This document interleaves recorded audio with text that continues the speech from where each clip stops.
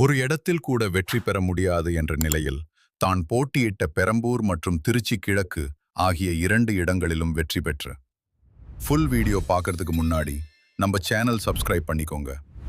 சட்டப்படி ஒரு வேட்பாளர் 2 இடங்களில் போட்டியிடலாம். ஆனால் 2 இடங்களிலும் வெற்றி பெற்றால் அதில் ஒரு இடத்தில் ராஜினாமா செய்ய வேண்டும். அதன்படி திருச்சி கிழக்கு தொகுதியில் ராஜினாமா செய்தார் விஜய். இதற்கிடையில் இங்கு யார் போட்டியிடுவார் என்ற நிலையில் த்ரிஷா போட்டியிடுவார் என்ற செய்தி பரவி வந்தது. விஜய் பதவியேற்கும் நிகழ்ச்சியிலும் த்ரிஷா கலந்து கொண்டார் என்பது குறிப்பிடத்தக்கது. இந்நிலையிலும் த்ரிஷா போட்டியிட வேண்டாம் என கட்சியிலும் பொதுமக்கள் இடையிலும் பெரும் பேசுபொருளாகியுள்ளது. அதற்கு பதிலாக சகாயம் ஐஏஎஸ் போட்டியிட வேண்டும் எனவும் கட்சிக்கு அதுதான் நல்லது என அனைவரும் கூறி வருகின்றனர். சகாயம் ஐஏஎஸ் 30 வருடமாக நேர்மையான முறையில் பணியாற்றியவர் என்றும் அவரை போன்ற ஊழலற்ற அதிகாரிகள் கட்சிக்கு தேவை என்றும் கூறி வருகின்றனர்.